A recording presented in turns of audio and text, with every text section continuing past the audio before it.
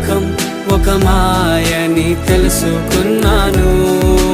ఏది నా సొంతం కాదనుకున్నాను.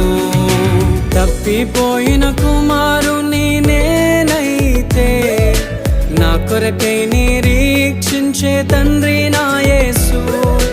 తప్పిపోయిన కుమారుని నేనైతే నా కొరకై నిరీక్షించే తండ్రి నా యేసు.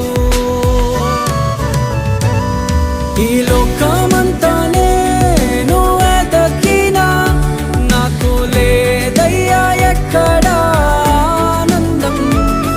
నీ సన్నిధిలో ఒక్క క్షణం